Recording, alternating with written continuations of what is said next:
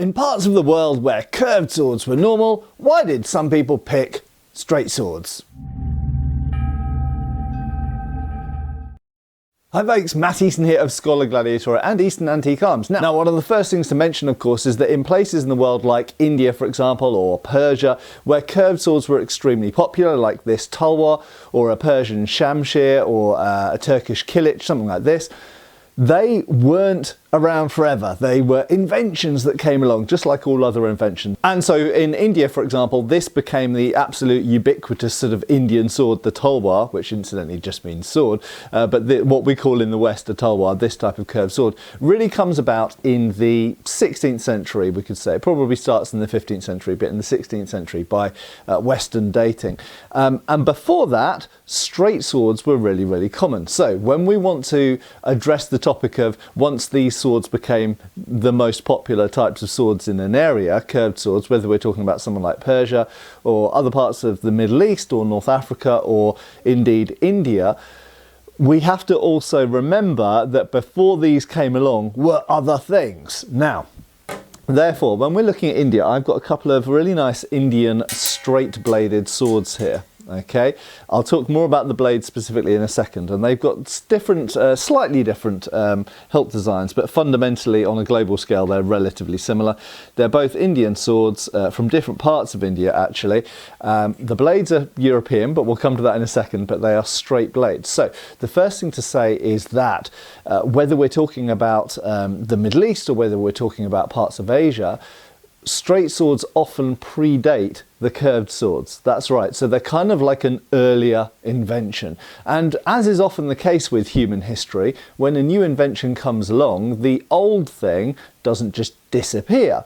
Sometimes it gets phased out over a long period of time, but very often they stay around, and certain communities, certain tribal groupings or certain parts of the country, certain geographies retain the use of the older weapon form. And it's not just weapons this relates to, it could also be jewellery or other types of fashion or horse equipment, all sorts of things. Bows even. So the fact is that these straight swords to some extent do hark back to earlier types of swords, and a common fact that people often overlook is that when we're talking about the Crusades, there's this assumption, particularly sort of from a Victorian kind of almost mythology mindset, that the Europeans used straight swords and their Seljuk Turk opponents, their Islamic opponents, used curved swords. Well, actually, for the first three Crusades, the majority of swords, not all, but the majority of swords used by Islamic armies were actually straight. Okay, the curved swords hadn't really become, they kind of were something that spread primarily from the Turkic peoples a little bit later on. So first three Crusades, first, second, third Crusades, the Islamic forces mostly used straight swords just like the Europeans. Now, so in a place like India or indeed Persia, straight swords had been around earlier and were retained. So to some extent, we could answer the question, why did some people use straight swords? Well, it's because they'd always used straight swords. It's the curved swords that were new, not the straight swords. But there are some other reasons. So there are some practical advantages to straight swords. Now, most of you will immediately be thinking about thrusting. And indeed, there are straight blades, for example, in India, which are very much catered towards thrusting. So the kata, the pata, and all of those derivations of kind of thrusting, punching swords. However, that doesn't seem to be generally the case with other types of straight Indian swords. For example, the khanda, for example, and other related swords, which have more or less spatulate tips. Now, this is European blade. I'll come to that in a second. That's an important point. But lots of straight Indian swords don't really have very good thrusting points and aren't primarily used for thrusting, they're primarily used for cutting. So what advantages does a straight sword have in cutting? Well, I have covered this in previous videos, but one main advantage is reach.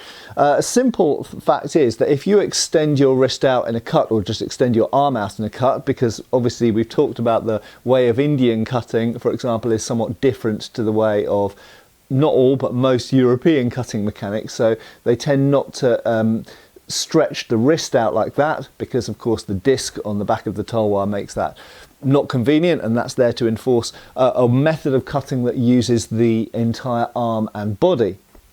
And we notice these discs even on something like a kanda, for example, and on this Ferengi sword here, we've still got this disc. So we might infer, therefore, that probably these aren't being cast out like a European sword. They are actually being used with the full motion that the Tolwa is being used with. So there might not necessarily be a different way of cutting with these because the hilt design is the same in this particular case.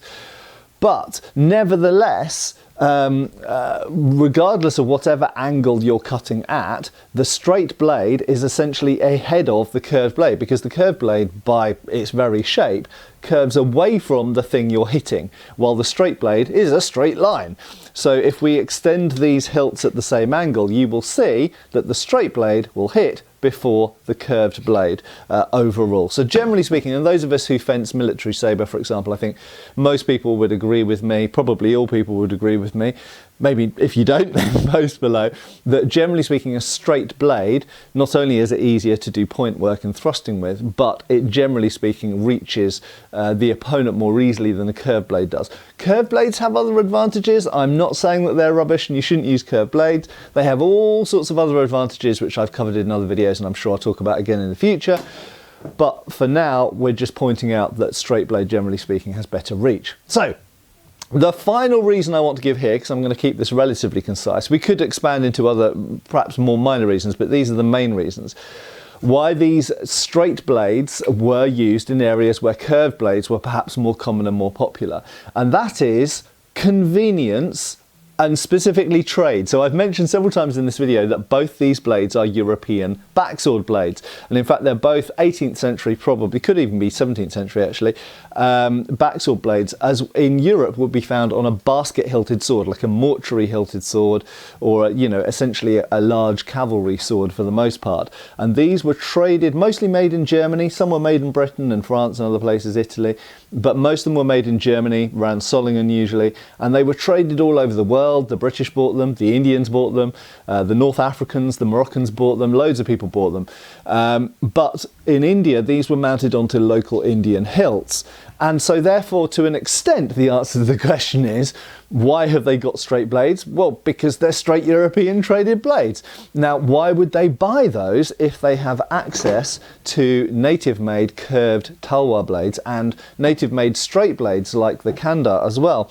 And the simple answer is the European blades were very economically viable and they were made of very good steel. So factory production, essentially mass production of spring steel, and these are springy, despite the fact that, you know, whatever you might hear some people on the internet say, spring steel did exist and does exist. I'm demonstrating it right now with my bare hands in the 17th and 18th centuries and much earlier than that as well.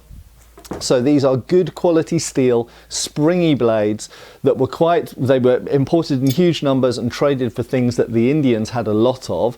And the same is true in Persia and other places as well. And so these were easily obtainable, good, reliable blades. They took a good edge, they kept a good edge, and they liked them. And perhaps there was a degree of kind of sort of kudos involved in the fact that, like, we often go, wow, look at this exotic foreign sword from the far lands of India, and they went, Ranjit, look at this really exotic imported Indian blade I've got. Wow, that's from where? From Germany, you say? Sorry, imported German blade. It's imported all the way from Germany. How exotic! So, you know, there's probably a degree of that as well, and the fact that, you know, lots of new things like certain firearms technology and stuff was coming into India at the time as well. So perhaps there was an association of kind of like, ooh, I've got one of these cool European blades, a bit like, you know, cars or watches or whatever today. Anyway, so there we go. I hope that covers the main points. So it's a combination of factors, as is often the case. The context runs deep with this one. And so, you know, first thing to say, yes, straight swords were around before curved swords in most parts of the world. Second thing to say is they have some benefits. They've got longer reach. They can be better for thrusting if that's what you're using them for. But lastly, sometimes you just use what you've got.